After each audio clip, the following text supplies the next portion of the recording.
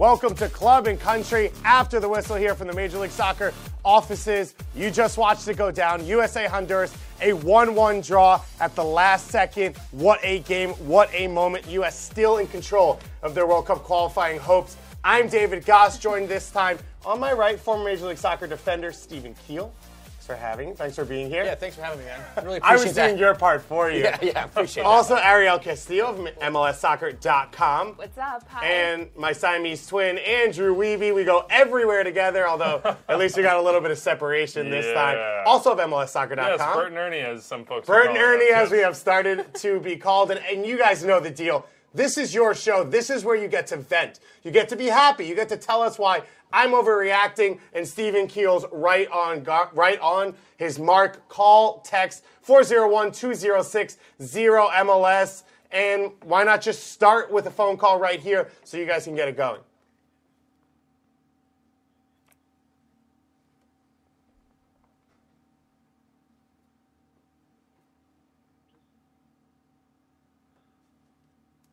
Hey guys, are we just bad? I know that there's some angst here. Yeah.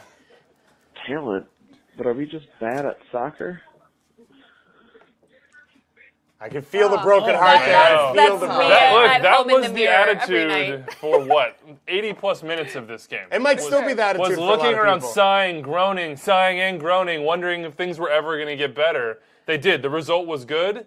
We're not bad at soccer. We played a bad soccer game. In fact, we played 180 minutes of bad soccer, I would argue. That sounds pretty bad. Yeah, it is bad, but I don't think it's a general statement. It can get better. Will it get better soon? A lot has to change for that to be the case, I think. It's bad pretty often, and I have to say that this fan on the phone, I think that's part of the fan identity of the U.S. men's national team right now. I think there's like a little part that, enjoys the pain and suffering. So I feel that. Are we bad at soccer? We are not. We're 100% not bad at soccer. Are you an American soccer player? I am. Okay, I just have to check to see how biased this would be. It's super biased. Okay. We are 100% not bad at soccer. Okay? We went into a tough place and just got a result. I want to make sure that's out there up front. So I think for a lot of fans, what we're hearing, what we've been seeing online, what people have been sending us is a few different issues, but one of which is Bruce Arena's team goes out against Costa Rica at home, doesn't do the job, doesn't play, it seemed like, with a lot of desire. Even at home, I think a lot of people wanted more from them. Was this the more? They got the result they needed. Was this the reaction you wanted to see from the U.S. national team? It wasn't the reaction. And that's fine. The result, ultimately, I think, is all that mattered from this game. The 1000%. stakes were so high, and there was so much pressure that we can spend 30 minutes, 45 minutes here bagging on the fullbacks, bagging on the lack of cohesive between the midfield and the forward line. But ultimately, they had to get a draw. They had to get a win. They did it. The World Cup is still within their grasp. Their destiny is still within their grasp. So the performance was bad. We'll break that down. But it should be said, look at the standings. They are even with Honduras. They have goal differential by virtue of that 6-0 beatdown. All they got to do is win at home against Panama and then go to TNT and get a result, and they will be in the World Cup. But all they have to do is win a home game against a CONCACAF team when they just lost against Costa Rica. That's true, but at the same time, I feel like we're missing the point, and we be spot on, is we got a result. Heading into this game, that was all that matters, is that we needed a result to control on destiny, and they did that. Was the performance great? No. Was it beautiful soccer? No. But they figured, it passionate soccer? It's not it's hard, and I'm going to speak from those circumstances. Playing in 110-degree weather, tall grass, crowds there. You're in the middle of the day. You just played 72 hours before. That's a tough environment to get that energy. I think the performance wasn't great, but so the result. So this is what they're talking about. This was the result that you're saying they needed. Tied now. The tie with Honduras keeps them in the driver's seat. Panama, Costa Rica, Mexico, Trinidad and Tobago still to play later tonight. So Panama, very good chance if they can beat Trinidad and Tobago at home. They'll jump the U.S. national team, but the U.S. hosting Panama in their next game, traveling to Trinidad in the last game. So if they win all those out, they would get third place at least, and that's the result you guys keep discussing. Well, that's a great place to pivot to Ed in St. Louis. And I have to say, we did get a result, but we're talking about being tied with Honduras. Like, it's not a good position to be in. And Ed, says that all makes it look like we're going through, but this just isn't good enough by the U.S. So at what point do you talk about performance? It wasn't good enough the last 2 games. Fair enough. It got Jurgen Klinsmann in a lot of trouble because the performance never got better. And what? No. The results weren't there with Jurgen Klinsmann either. The result was here. Okay. So that's the difference. Listen, we're talking about but at these moments, in these big games, it's one moment that separates from winning and losing. And tonight, the U.S. was able to find that moment to get on a positive result. We've been on the wrong side sometimes before, but under Jurgen Klinsmann, I mean, it wasn't, the result was not there against Mexico, and then we go down to Costa Rica, and we all know what happened there. So. Let's go back to the calls right now, and let's hear what you guys have to say. Hey guys, it's Stuart Thames from Alabama. Just calling in. Despite the Bobby Wood goal, this team looked horrible today. Guzan looked like he'd never been starting in a World Cup qualifier before. Beasley and Zusi just looked lost out there. I mean, no one was even winning a 50-50 ball until Paul Arielle came in the game. And guys, I'm just glad we have Bobby Wood. See ya.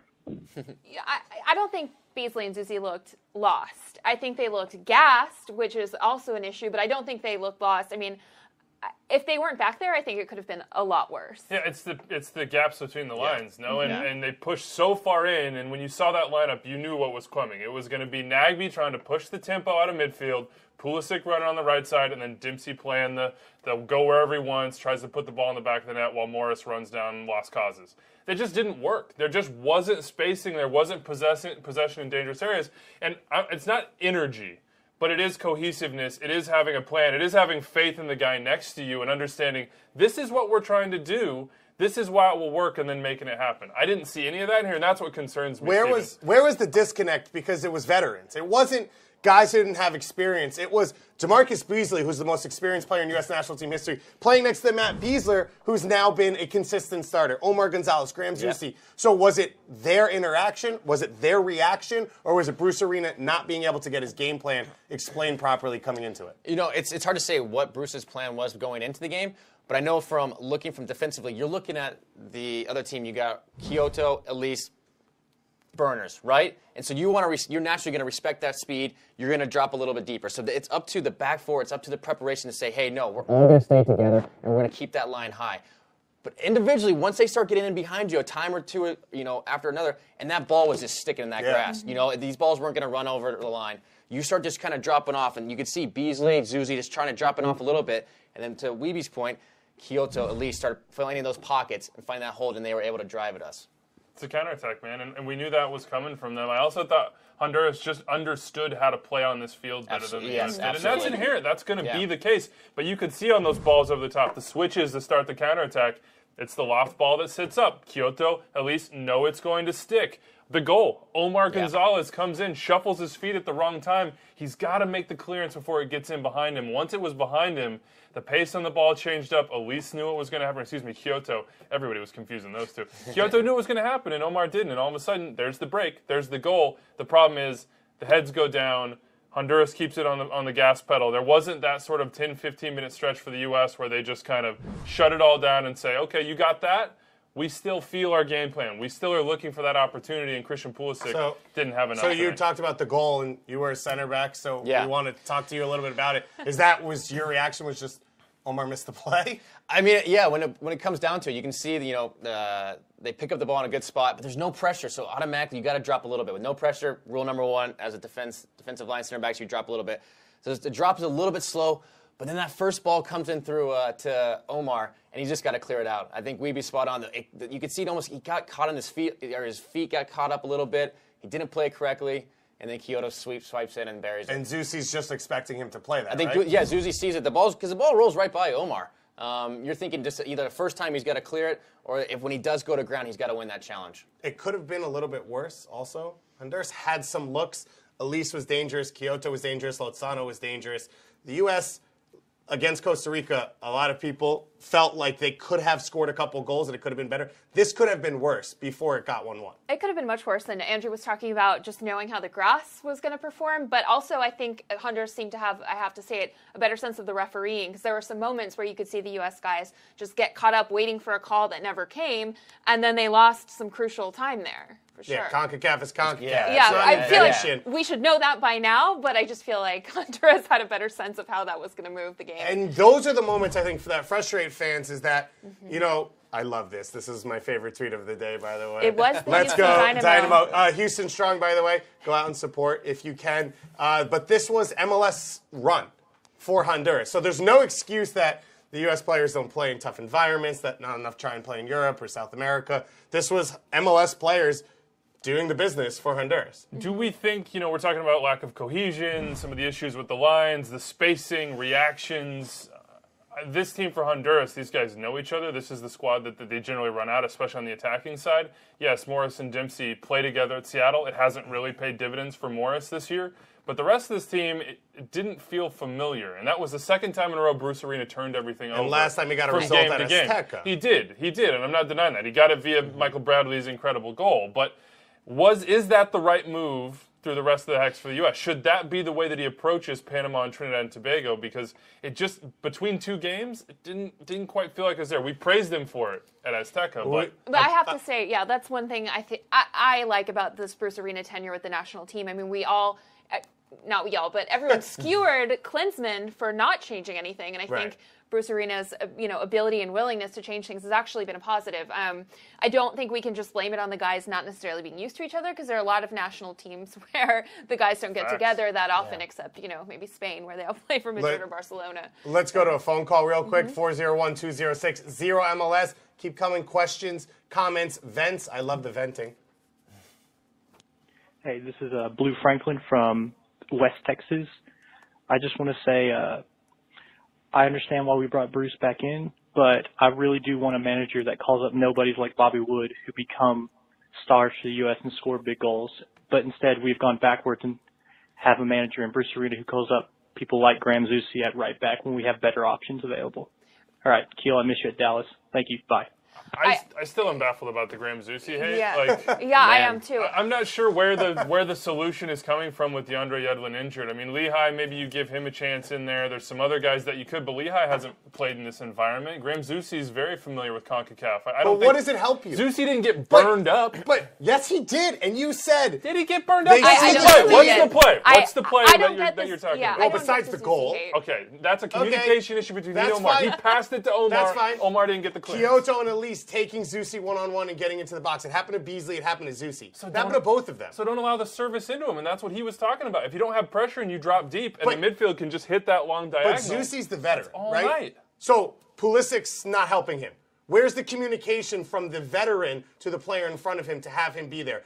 You have Omar Gonzalez and Matt Beasler next to you, a guy you play with for club for 10 years now. Where was any of that communication? So you're talking about the connection. You're talking about the issues. And to me, the answer to all of that should be, well, he's a veteran. Well, they know each other well. So if he's not bringing those aspects, then what is he bringing? But that communication can't be happening on the field at that moment. It can, but it has to happen before the game happens. You know that Christian Pulisic is not the guy that's going to back in there and help Graham Zusi. So then you cannot allow them to hit diagonals cleanly into Albert Elise and Kyoto on the sidelines. But who is the one at some point that has to step up and do any of the things we're talking about? And I think this is to one of our points we were talking about, is who's that guy for this team that says, hey, when things are going crazy, we're down a goal, it's hot, it's terrible, who's that guy that says, listen, I'll take it, I'll be the one, this is how we're doing it? Because you're right. That stuff can't just be discussed in the field and, all these tactics, you got halftime to figure it out. They got the water breaks. But who on that field? Is it Michael Bradley? Is it Omar Gonzalez? Who is that person? Well, I don't know. I have to say, it's usually the captain's job, is it? And I'm a big Michael Bradley fan. I didn't feel his presence during this match very much. So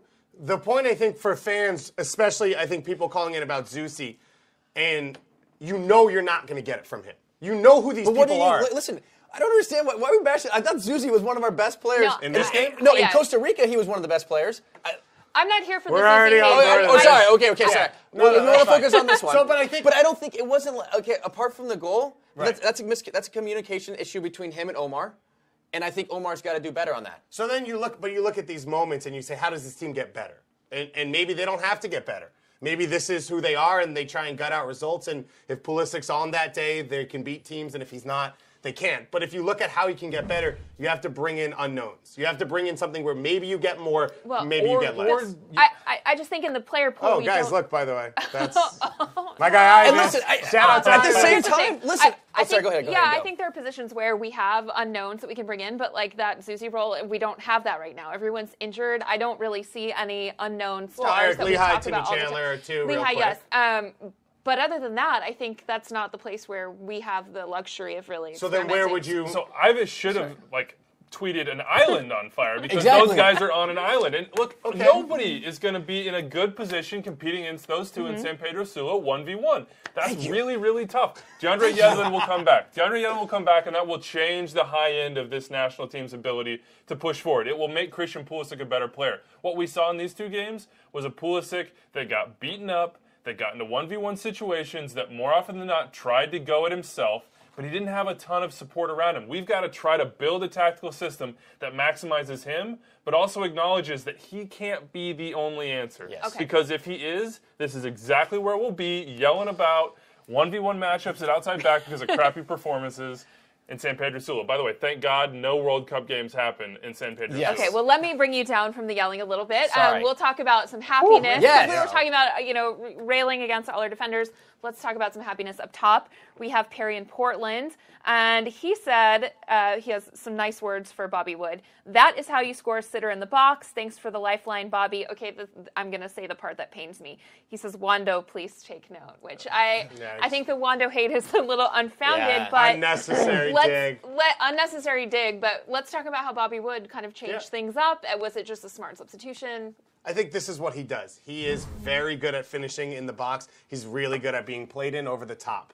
What they did against Costa Rica wasn't his game, his skill set. Him and Josie worked well together under Jurgen when it was a bit more of a counterattacking style. When a team sits back and gives you possession, like they did at Red Bull Arena, that's not where he's at his best, and he's not at his best alongside Josie in those moments. This is what he's good at. And I thought this would have been a better game to start him because a lot of balls up top to Jordan Morris. He's better in the air. He's better at holding it up. He's better at those knockdowns and then running through. Jordan Morris not fully comfortable with that part of his game. And then if you get a half chance on the road, I would trust Bobby Wood to score it along with Clint Dempsey better than anyone else in the U.S. national team. Props to Kellen for the free kick. Great free kick. Gives U.S. an opportunity to clean up that missed ball.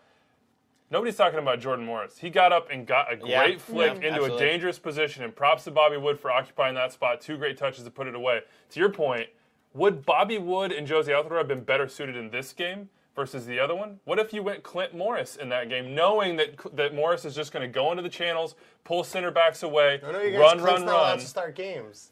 I'm just saying, it feels like maybe it got switched up a little bit because in Costa Rica, space was going to be at a premium. So Clint Dempsey can take advantage of that. We know he can. He's good on free kicks, good dead ball situations. I think didn't have him. Yeah. Okay, let me pivot from here. Okay, we talked about Josie missing. We talked about some of the forwards up top missing. Okay, so Calvin and Gary, Indiana, also has nice words for Bobby Wood.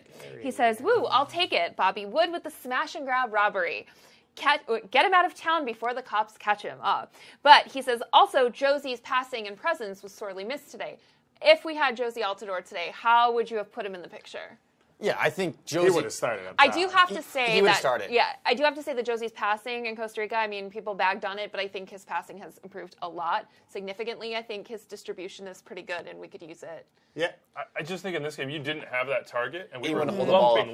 lumping. He is that guy and Jordan works brings hard. It down. Like you said, he chases down lost causes. Jordan Morris will always run after the ball, but there was no production to it, and he isn't the guy to start this game.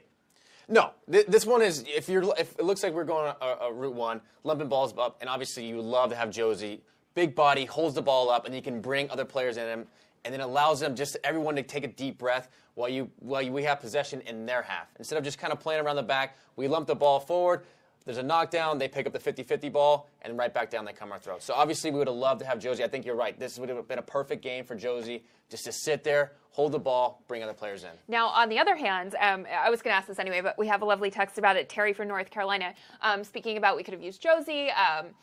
Jordan Morris had a pretty good game. Terry from North Carolina asked, did this help solidify Dempsey as a super sub and not a starter?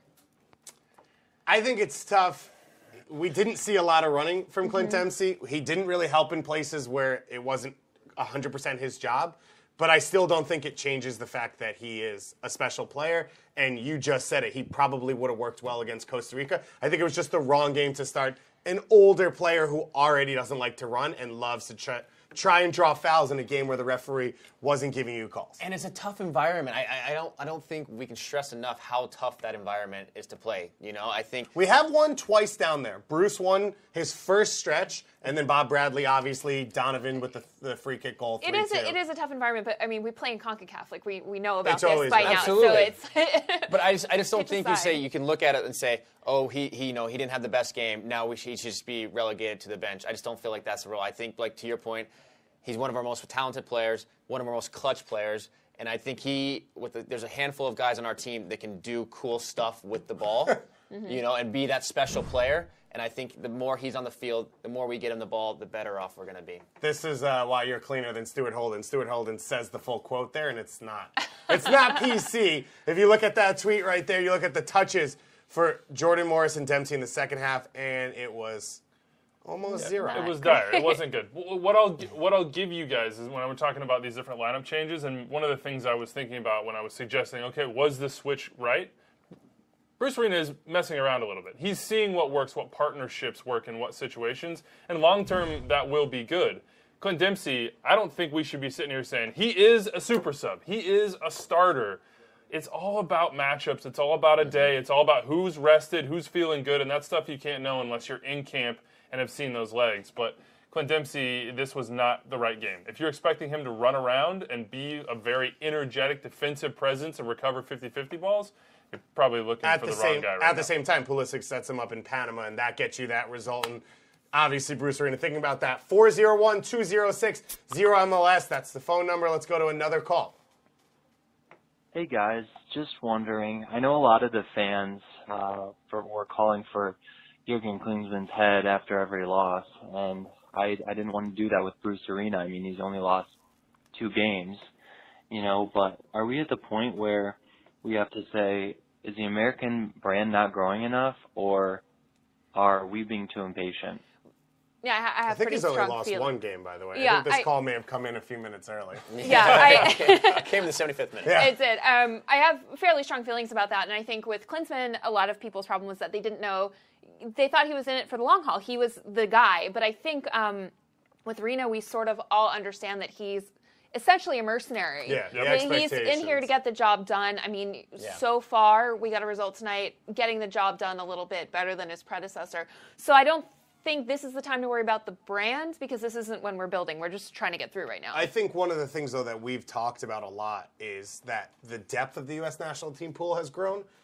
That doesn't feel evident right now, because we just talked about if DeAndre Yedlin's hurt or if John Anthony Brooks is hurt, we are in trouble. We don't know who starts next to Michael Bradley in an ideal lineup, and we've got more forward options than we've ever had.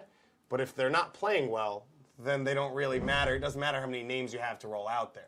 Look, I think there's a difference between depth and players that are on form, too, right? Because Kellen Acosta, we thought, was going to be that answer when you're talking about the Mexico game. And earlier this year, April, May, he looked like a world beater. He looked like a guy who was going to grow into a role where it was no questions asked, put this next to Bradley. He complements them. Injuries, form, they affect all national teams. And I think right now we're in a period with this team where confidence is down, injuries and key positions are up. Positions where we don't have obvious replacements, just like you guys have said.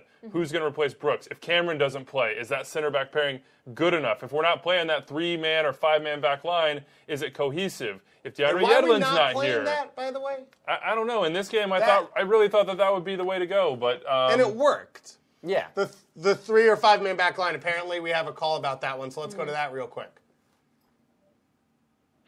Hello, guys. This is Paul from northern Spain. Hey, Paul. Expat here, and Northern Spain. I'm just calling just to inquire about the 3-man backfield and what you guys' thoughts on Bruce Arena maybe going forward and using that as a solution for some of the fullback issues that we have. What do you think about it? Yeah, I think coming in, when we looked at the lineup coming out from Bruce Arena, I know I felt confident. I think coming around the back, you said we have, our 4 in the back, and you have the 2 in front of them, just to really lock down that, on the road. I think that was one of the things at home against Costa Rica. We felt like we were exposed a little bit. We just kind of had Michael Bradley sitting in there. Nagbe wasn't necessarily helping out defensively. You put Kellen Acosta in there, and you really shore up that back four and the back six.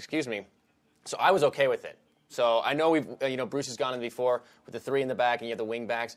I just don't know if this was the game. Can you really expect guys, Beasley or who are you going to play to recover to get up and down those flanks? I mean, they played four in the back and they were playing outside backs and they were gassed as is. So you start playing with those guys going up and down. That's a tall task. Yeah, it's tough. It's tough. The one thing I would say is those pockets of space in between the center backs and outside backs, that's exactly where they wanted to exploit. Right. So maybe you get more numbers in there. Maybe you allow that matchup to be a could have little bit more. in those right. moments. You get a little bit more of an opportunity to read those channels, so to speak. You have a Reem or maybe a Omar that just are responsible for that ball in behind and doesn't have to worry about Lozano in behind him. But look, ultimately it was one moment. There were a number of other ones. You're right. Honduras because it wasn't one moment. I know Honduras could have had more goals, but you're in San Pedro Sula. Honduras is not garbage. They had a bad start to World Cup qualifying. They scored 0 goals in the Gold Cup with this exact same starting I feel you. Albert Elise is your favorite player. No, I'm just saying. So let's not downgrade Albert Elise. This is a team that scored 2 goals in 6 matches. But that and goes the 2 back to versus form TNT. and confidence and how fluctuating they are. So you hit a team that believed. They just beat Trinidad and Tobago. The U.S. just laid an egg at home again. I don't know. I think one of the things I find interesting is the lack of form and confidence on the U.S. side. They came into this stretch 14 unbeaten under Bruce Arena. It would have tied the record if they'd won these 2 or drawn these 2. So why is there a lack of... I think the game at home against Costa Rica kind of, the U.S. got hit in the face a little bit. I think everyone just expected, we're at home, the U.S. is in good form, we're going to win. And that didn't happen. And so you get hit in the face, it takes you a couple of minutes to regroup and find out, what you're about. So I think that it was so important just to get a result. I can't stress that enough. I cannot stress that enough. I don't understand. Silver lining over here. It was so important just to get a result. I think, like we said, you get hit in the face, you stumble a little bit, but we were able to manage the point on the road. You kind of regroup, and now we have the qualifiers. You have Panama at home, and you kind of go from there. So you want to talk about the result. Panama at home. It's a must-win game. I want to start with one quick question, and then we'll get bigger. Tim Howard or Brad Guzan? Howard. And really? Yeah. After it was his fault against Marco Rubio? It wasn't his fault. He doesn't say that. I mean, it was an amazing... It was hard. He's going hard he to has his one near game. post. You know how many times that guy has saved the United States? That doesn't mean that exactly. he's... but here's I'm the not question. saying he's not a great goalkeeper. Here's the question. Who makes you feel okay about it when you're going to bed at night and Neither you're of like, them tomorrow, right now. Oh, stop Tim it. Howard or Brad Guzan? And no offense to Brad Guzan, I think he's fine. But Tim Howard is the guy that makes me feel comforted in the way that, say, DeMarcus Beasley usually does or Clint Dempsey when he comes on. I don't know. Let's look at Taylor Twellman. One could argue Bobby Wood's goal is the biggest goal for the USMNT since Donovan Versailles Jr. I saw a lot of this. I saw Max Bretos, who I think we all respect, saying if they lose this game, he thinks they don't go to the World Cup. I don't agree with that either. I think that's way too far down that line. I mean, I was calm before this game. I was not calm until that goal because it was demoralizing. But Keel's right. This result is all that matters. Now, is it the biggest goal since Donovan in Algeria? So I guess that's my brain right now. It's John not Anthony Brooks versus Ghana in the opening game of that World Guys. Cup. Either goal versus Portugal in the World Cup. But and that's even kind of this year, I mean, biggest Michael Bradley at the Azteca, that was this year. I mean, that to me, that's bigger than this one because that was more of a storied, matchup. Any of the 6, all of them combined against Honduras and San Jose were more important than this. Yeah. Oh, Mr. Captain. Goal differential is going to make the difference. Yeah. Man, that result is like the biggest of this year. That completely changed the Hex in every single way. It changed what the Honduras and the U.S. were. For Honduras, this is a disaster. Yeah. This was an awful, awful draw for them because they cannot make up that goal differential. It's just not going to happen. So here's Paul Carr, and basically what we're saying is that the U.S. controls their own destiny. Of course, shot heard around the world from 1989. There'll be some similarities. Let's try and get through Panama first. You look at it, though, for Panama, they play Trinidad and Tobago later today. Then they travel to the U.S. Then they host Costa Rica to close out qualifying. So I'd say a tougher stretch down the road than the U.S. national team. And I think that's why a lot of people feel confident. Coming out against Panama, where does this team stand? What is Josie back into the starting lineup? Does Jordan Morris get another look? Is Dempsey a starter? Let me bring up an issue that also goes to a text, and I think that's our wingers, because we're arguing back and forth about right back, about defense. Who's our real wingers in this situation? So Adam in California. has some rather... Shea Salinas? No. He has... that would be We're playing the couch. cool. Yes. But there's a big question. It's what do we do with Darlington Nagbe? And he says that Nagbe is just not a starter for this team in big games, and he has a bunch of height for a decent MLS player. Against B-level teams, he can look good. But against good opponents and or in tough games, he disappears. So wait. So he says, give me a true winger, who he says is Paul Arielle, in that spot over him any day, and at least we'll get someone who actually attacks the goal. Nagbe hot takes, guys. Yeah, we had on the rundown on Friday night who is Darlington Nagbe and what do you do with him. Well, we have that on this really hit it. We rundown, have it on the rundown again. He had some nice moments tonight. Yeah. He did. But he's never going to be that player that I think people want him to be, which is demands the ball, gets on the ball, dictates play. Not Darlington Nagbe, not going to be Darlington Nagbe. Stop expecting that to be Darlington Nagbe. In this game, his job was to get on the ball somewhere in midfield, maybe that little pass to get him into space, maybe the little turn, and advance the ball. I think against Panama at home, that's a better scenario for him. I just think that Trinidad and Tobago on the road, although that was his debut, I think, may not be as ideal because I think the situations in the game. The problem is that Jorge Villafaña is not going to give you any width from left back. And honestly, Graham Zusi's not that player either. So then you're just saying it's Christian Pulisic and what? So that's why the question is. But I think you can play. You think you can? Again, I think it goes back to I feel like there's a handful of guys that say game in, game out, they're starters. Apart from that, I think it goes to matchup. I think it goes to form and different stuff. I think it was great, but Paul Arielle is effective because for 70 minutes.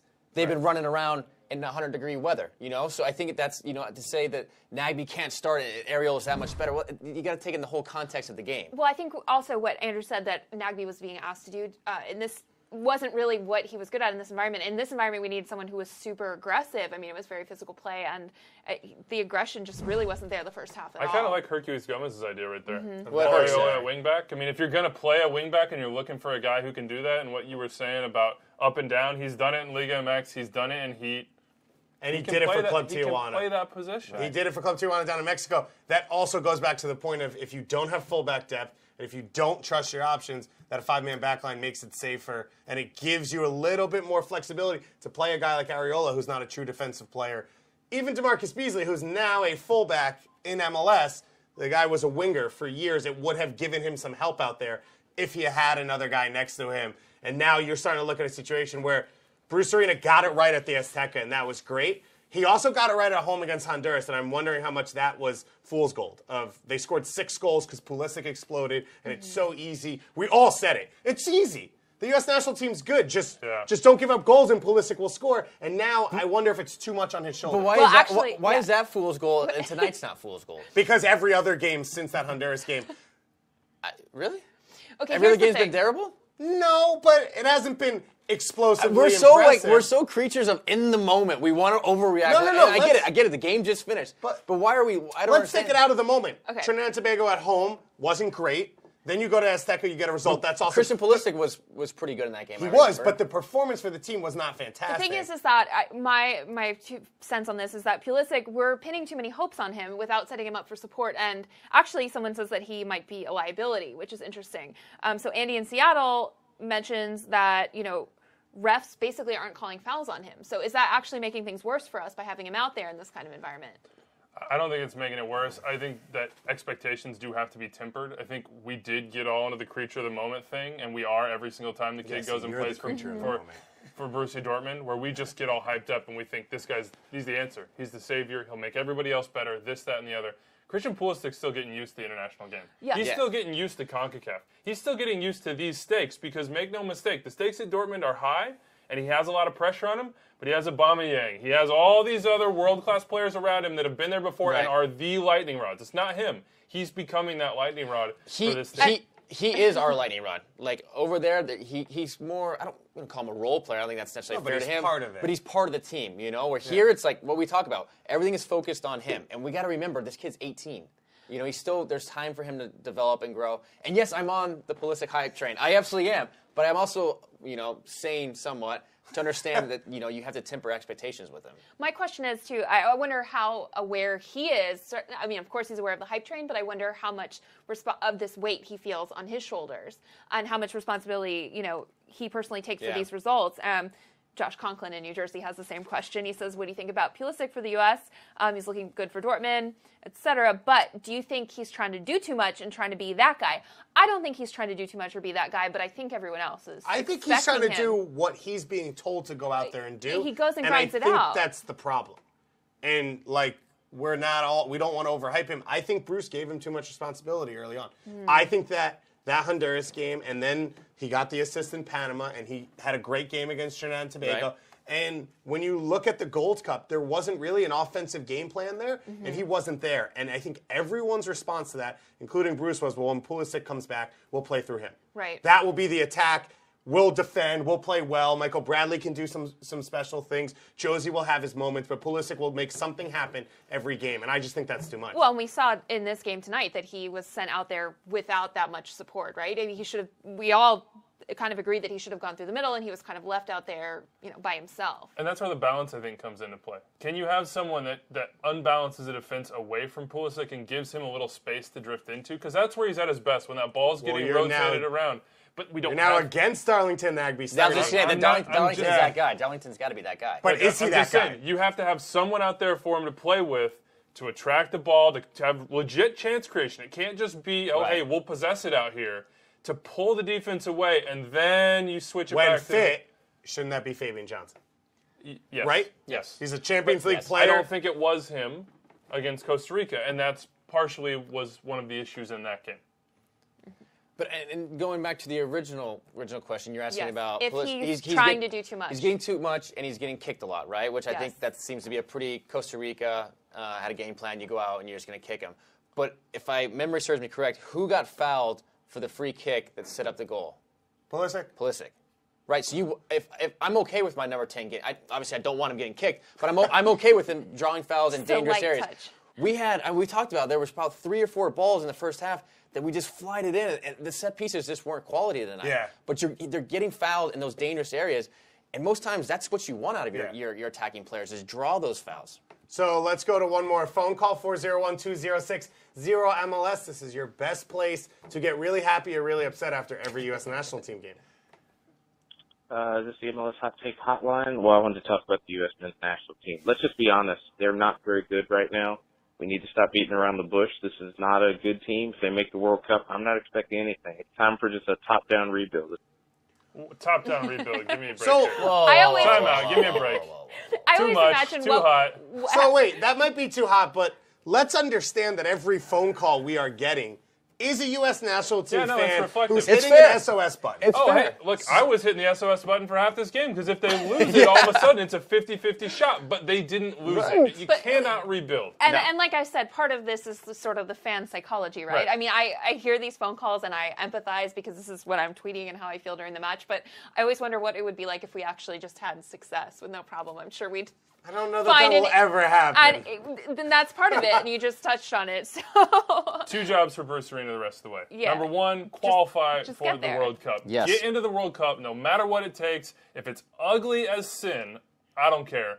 Get in. And then number 2, figure out how to maximize this team's potential before Russia 2018. You're not rebuilding. You're not tearing it down. It's not the time for that. It's a time to look at the pieces in front of you. Try to get them in the best situations on their club teams. Get them then in the best situation you can on the international level.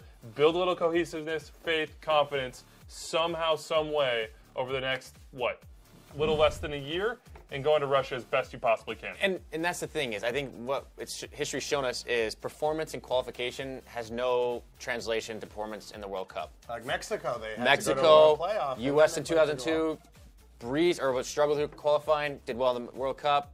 Breezed through qualifying 2006. Not so good in the World Cup. So I think, like you said, his number 1 job is just to qualify. How we qualify, I don't care. Is it the best soccer? No, but we have time, and there's times to figure that out. I can solve this for you because we can look at the standings, and I can show you how we would qualify. Thank Boom, you. There you go. It's so easy. What a segue. What a segue. It's so simple. Mexico and Costa Rica are good. They are playing each other later tonight. As I mentioned, Panama hosting Trinidad and Tobago. You assume that's 3 points for them. That puts them at 10 points in 3rd place. I'm not assuming. No. Oh, great. I'm saying I'm not assuming. Like so now Panama's the one who's going to trip up at home. Maybe. So Panama comes to the U.S. in their next game. That is a huge one. Obviously, then the U.S. travels to Trinidad and Tobago. Then you've got, on the flip side for Honduras, they head to Costa Rica, and they host Mexico at home. So there's the schedule right there for you guys.